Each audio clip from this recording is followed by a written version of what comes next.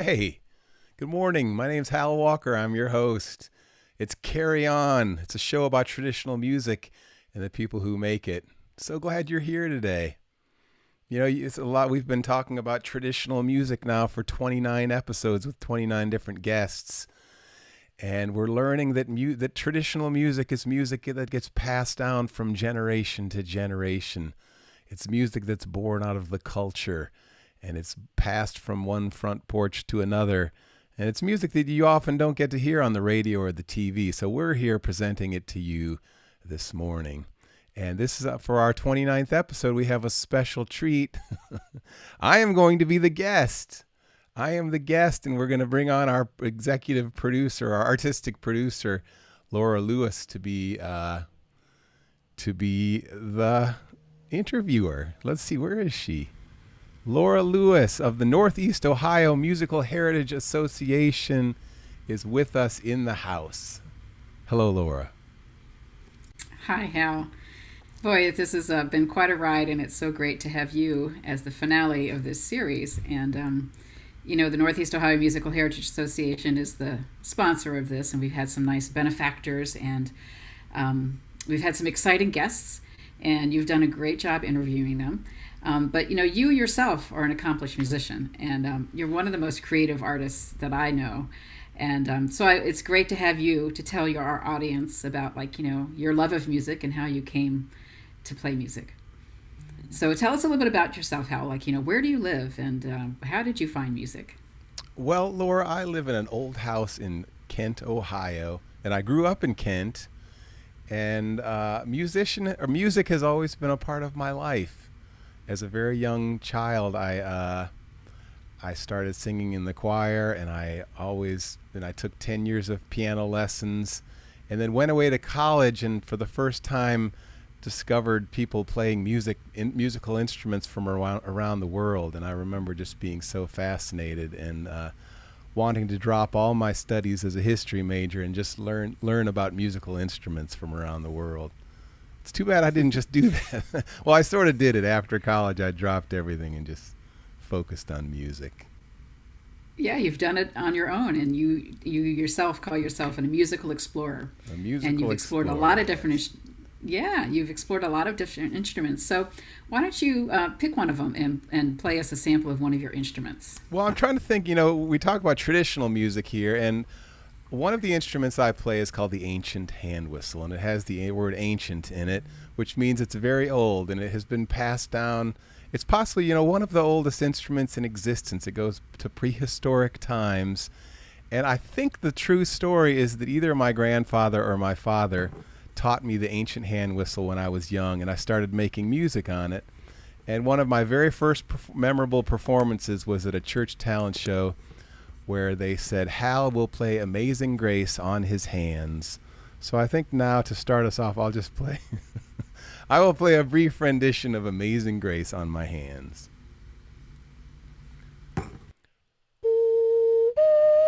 Oh, no. I started doing the Star Spangled Banner, but we're going to do Amazing Grace instead.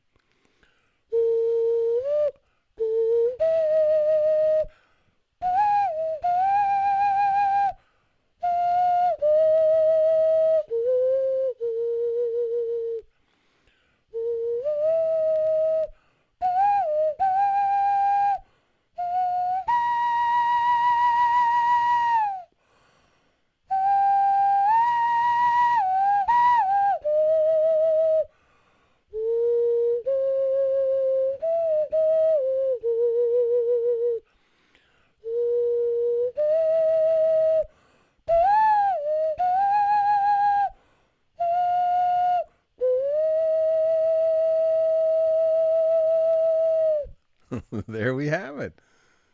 Beautiful rendition of Amazing Grace. You're muted, Laura. Thanks, Cal. Hey, Laura, that was my grandmother's favorite song, yeah. That reminds me of another ancient instrument, the ancient turkey baster. And it's related to the hand whistle.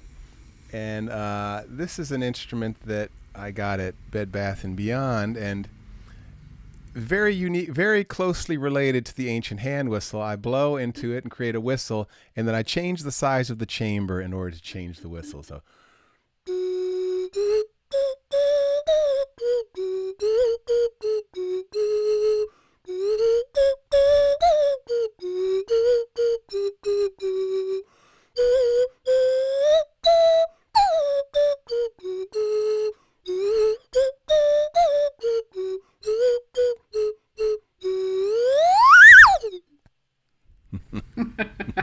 That's awesome.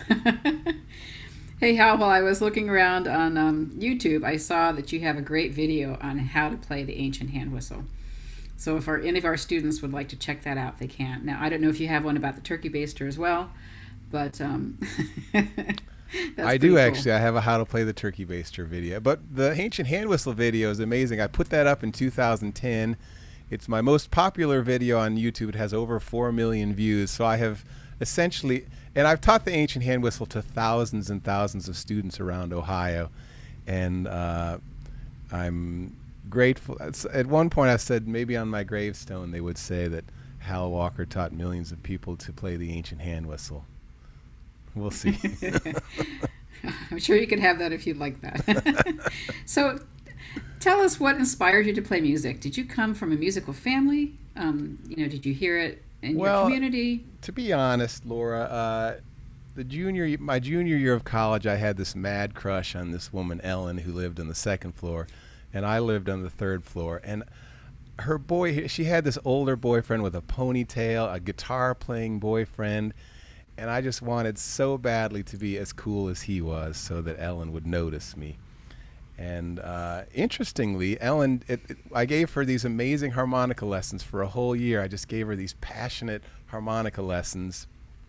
And at the very end of the year, she gave me my first minor keyed harmonica. And that really just was one of the greatest things that ever happened to me, was receiving this minor keyed harmonica. So that's the true story. The other part of the story is that my dad was a singer and a Presbyterian minister.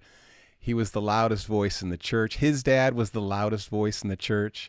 You know, when we would visit my grandparents in Birmingham, Alabama, we would go to the Presbyterian church, and the First Presbyterian Church in Birmingham, and my grandfather's voice was the loudest voice in the congregation. And he would always tear up. He would always tear up when he sang the hymns. And my dad took on that role as the loudest voice. We all had similar voices. Like, my voice sounds just like my dad's and my grandfather's, kind of this baritone voice. I have potential to get fairly loud. And then I grew up playing hymn. My dad would play hymn. His favorite thing in the world was to stand around the piano and sing hymns. And we always did that in family gatherings. And one of my most beautiful memories is when, in my dad's passing, he was in hospice for about a year. The whole family, for a couple weeks, was gathered around the piano singing hymns to my dad, and it was really quite something. So I'm Wow. carrying on Wow. that tradition.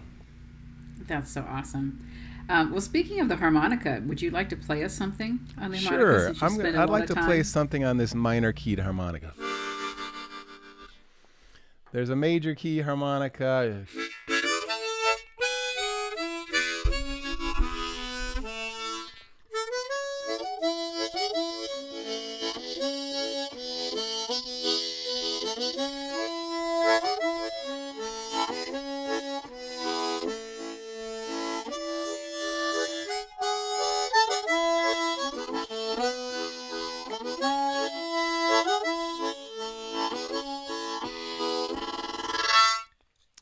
And then we have a minor keyed harmonica.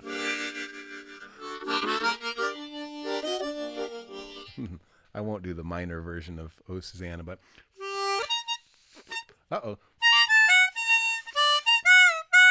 Uh-oh, I need a different harmonica. Shoot. I happen to know that you have lots of harmonicas.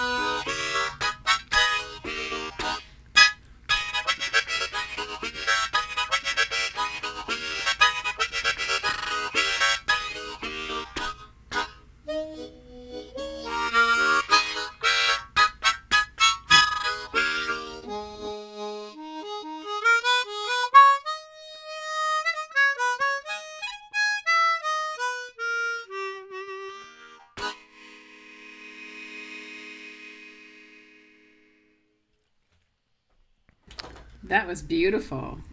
Thank you. I like the minor sound. I really I like that know, I minor love sound. that too. That song, that's a piece called East Side Revenge. It's different every time I play it, but it's an original piece of mine called East Side Revenge. Beautiful. And you also have videos on how to play the harmonica, don't you? I do. I have a video series actually of how to play the harmonica. I feel like I've spent much of my career developing a very effective method for teaching large groups of people to play the harmonica. I go into schools and there'll be 200 kids in a gymnasium, each with a harmonica in their hand, and I've developed an effective method for giving them a foundation for a lifetime of playing the harmonica. And it's a That's unique awesome. full body kind of kinesthetic experience of learning to play the harmonica.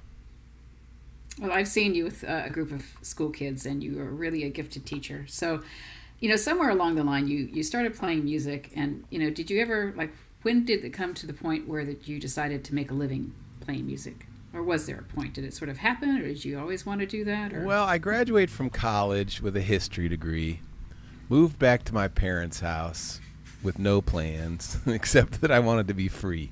I wanted to be free, and I wanted to break the chains of of societal whatever. I don't really have the right words for it. I wanted to be free, so I moved back to my parents and started playing. Here, my mom says, "Hal, you're the perfect guest for Carry On." Thanks, Mom.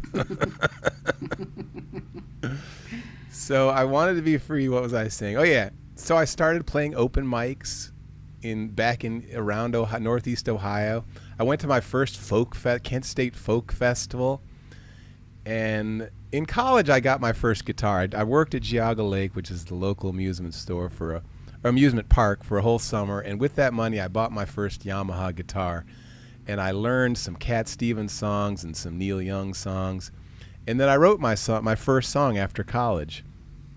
And I was just determined. I knew that that's what I wanted. I had no idea how I would go about doing it, but I knew that I wanted to play music. I knew that that was the thing that came most naturally to me.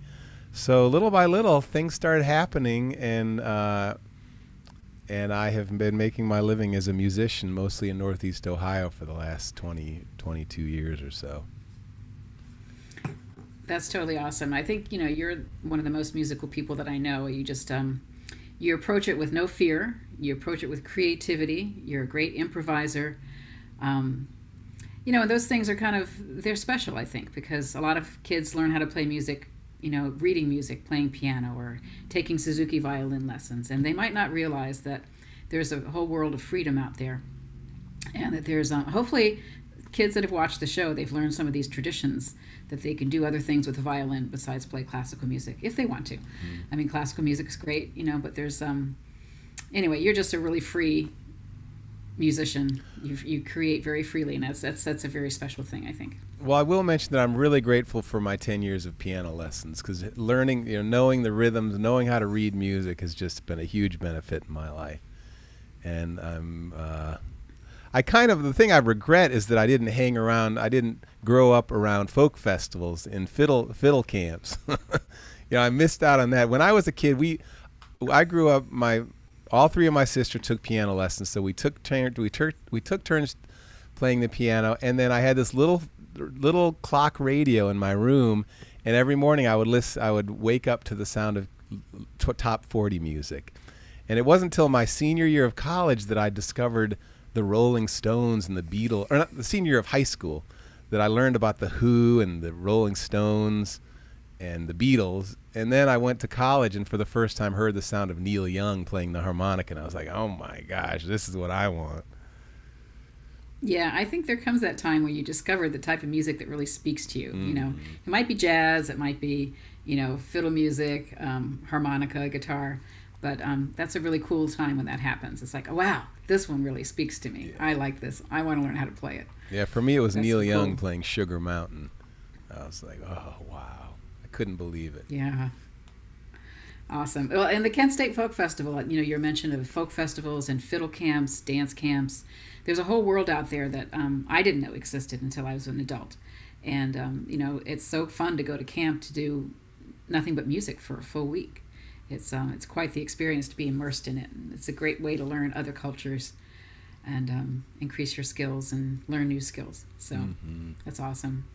So you're a musical explorer, and I know that one of the instruments that you found is actually the name of your TikTok station, I think, isn't it? Bonacula? Yeah, Bonacula. Yeah. So how on earth did you come across this little instrument? Well, that is a really interesting story. Thanks for asking.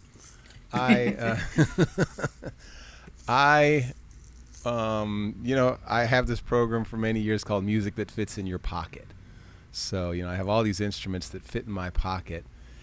And a friend of mine, drummer Joe from Stowe, this is a true story. He went to West Africa and he spent a couple months there. And we all knew he was in West Africa learning to play the drums.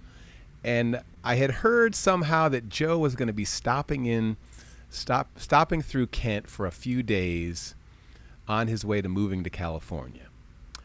And I was walking down the street in Kent, Ohio, and across the street, I saw drummer Joe walking down the street doing this.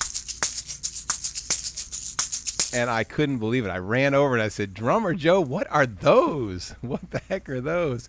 And he told me the story how in West Africa, children walk down the street playing one in each hand, making these syncopated rhythms. And I just said, "I have to have one. Would you?" And before he left for California, he gave me one set of Bonaculas, which is a seed pod. These are seed pods. Children gather up seed pods from beneath the swawa tree, and they fill them with gravel and tie them together with a string, and then make these amazing rhythms. So drummer Joe set me up with one set of Bonaculas, and he showed me the basic rhythm, which is this. It's a steady shake, and it's throw, bounce, lock, throw, bounce, lock. It's a syncopated African rhythm. Bonacula, Bonacula, Bonacula, Bonacula. So it took me about a week to learn this basic rhythm. And then this whole world of Bonacula just opened up to me, of learning to play the Bonaculas. I worked with some 5th grade students of mine to develop a modern day version of the Bonaculas. And eventually my TikTok name became Bonacula. And by the way, the Bonaculas are known by many names. Most well known in West Africa, they're known by Asalato or Televi or Kaskas. But from what I know is one of the names is Bonacula. Very fun. Yeah, it's a great instrument. So, Hal, you've done. Do you want to play a piece with both pairs, or? Well, I'll do a quick something. These are actually. I've recently lost my favorite pair of Bonaculas. I don't know how, because I haven't left the house in over a year. But if you want to go full screen, you can't. You might want to. Okay, yeah, I might want to do that. I'll try it. I'll give you a brief something on the Bonaculas. Really, I need a harmonica strapped on.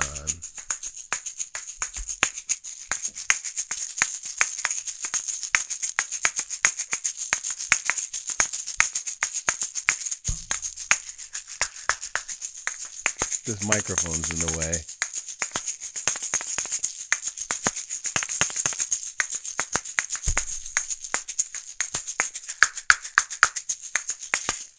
There we have it. Bonacula. It's awesome. Much better live in person with me with a harmonica strapped around my neck, but that's what you get for now. Well, that's awesome. All right. So Hal, you've interviewed 28 different artists on this program over the school year, and what are some of your impressions? What does your music have in common with some of these artists? How is it different? What have you enjoyed? Just talk to us about the series that you've done. Well, Laura, it's just been awesome. It's been awesome. I remember when we started having this conversation, I was scared. I was in the middle of doing my own show 3 times a week, and I couldn't imagine adding something else. But it's been such a blessing. I've loved the artists, the musicians that you've brought. I mean, my world has just been opened up wide, and the quality of the musicians. Like we've had some serious high quality musicians. I mean, these are like some of the best musicians in the world that we've had on this show, and I've just been enthralled. And often I feel a little, the insecurity pops up, like, oh, I'm just sort of a fake. These guys are the ones. These guys are really doing it, because I did miss out on that. I missed out on learning those traditional tunes that a lot of our, especially our American folk music guests know. They all know. They have this long list of 100 or 200 or 500 songs in their head, and I was busy making up my own little melodies and rhythms in the parking garage, while they were learning from the previous generation.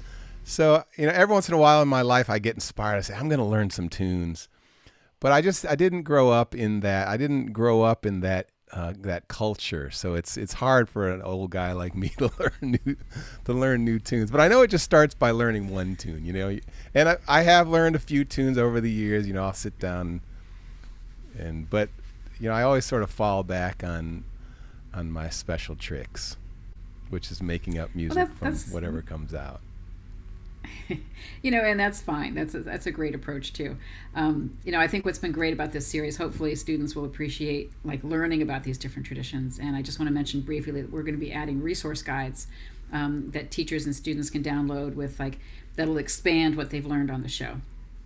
Give them some resources to check out more about if they want to learn more about the throat singing that we had on the show, or about French Canadian fiddling, or polka with the accordion. So there's all sorts of things, and you can go to the YouTube channel and check those out if you haven't watched all the episodes, or you can just pick and choose, because there's a lot of great things to explore. So do you want to play something else for us, Hal? Well, I'd like to share a song with you. I'm a songwriter. Really, that's sort of the main thing I have been, is a songwriter. And I have been lately on social media. I've kind of blown up on social media in the last year, and it's been really fun. But they're mainly interested in all my unique instruments, and they're not all that interested in my songwriting, which is kind of sad, because I'm a pretty good songwriter. But so I wrote this song. It was 2004. It was the bicentennial of Ohio, and I wrote a song that I was sitting with some friends in a pub down in Kent, and just for fun, we were trying to list as many of the counties in the state of Ohio as we could list. And my grandfather was a tax collector in Alabama, and he prided himself in knowing all the counties in Alabama. And and I decided I would go home. I committed to go home, and I'm going to write sitting around with these friends, I could only list like 3 counties. I knew Portage, Summit, and Stark.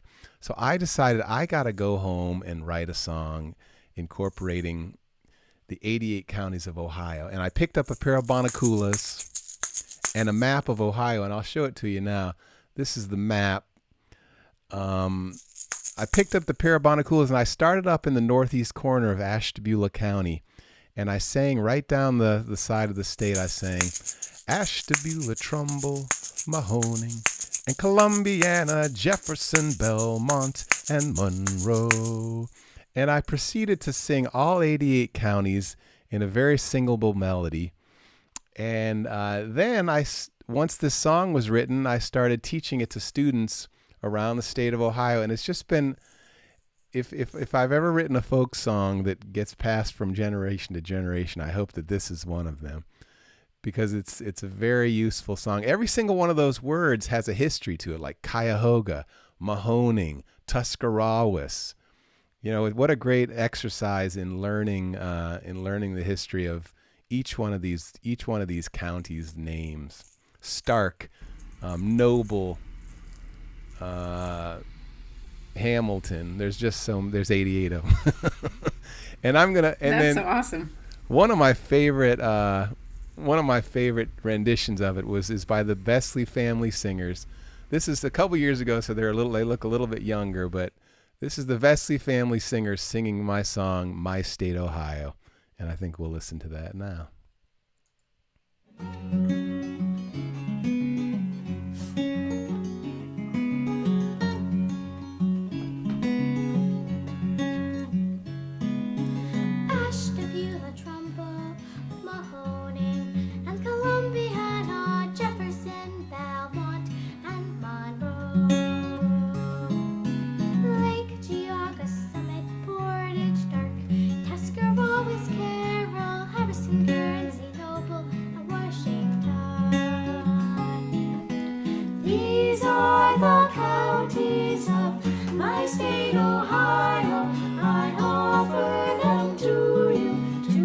sing along.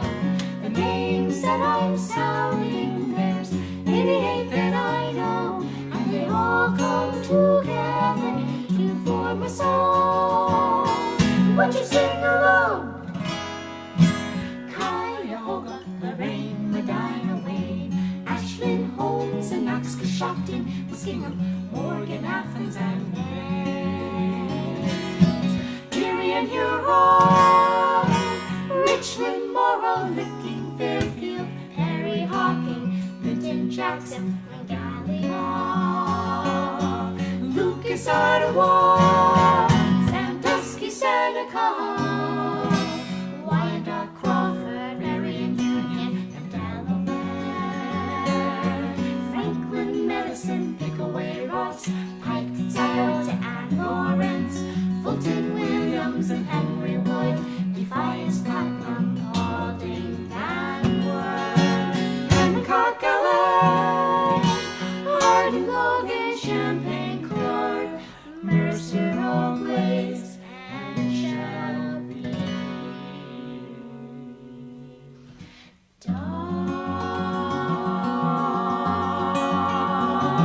Dartmouth, Miami, Preble, Montgomery, Green, Clinton, Fayette, Highland, Adams, Butler, Warren, and then there's Hamilton, Claremont, and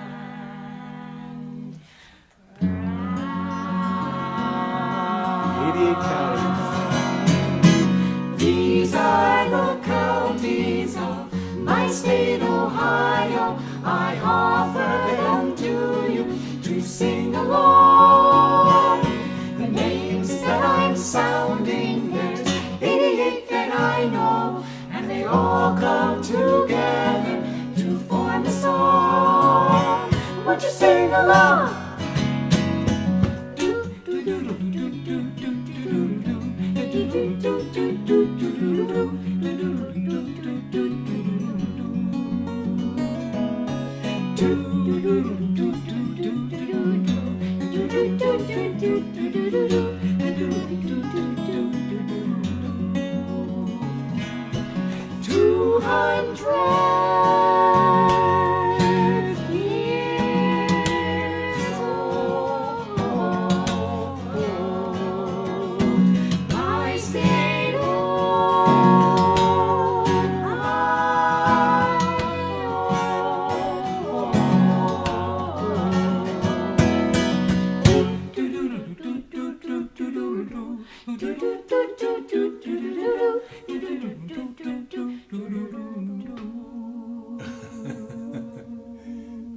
Nice. Beautiful. I love that rendition. Oh, that's really awesome. That's really awesome, Hal. That should be our state song, I think, don't you? Well, either that or my song "Home in Ohio" might be a better state song, but that could be the school. Either one. The fourth grade required learning. Awesome. Well, Hal, we're just about run out of time, and we touched just a little bit about your online presence, but I hope kids go on and check out your TikTok station, and if you want to play one last number, I think the thing that was the most popular on your TikTok channel and was this instrument here. This is the instrument that has really blown up on TikTok and YouTube and Instagram. It's the Melodious Can, the mouth organ, the grandmother of the harmonica from Southeast Asia, and it's just a remarkable instrument. Each one of these pipes is embedded with a tiny brass reed, and I blow into this chamber here. I blow into this chamber and cover up some holes and make some music. And I will say that I don't know any traditional Laos or Thai music, and I really should, and I'm gonna try and remedy that. But as most instruments, I've picked it up and I make up my own rhythms and melodies. So maybe we'll finish off with some Melodious Can music.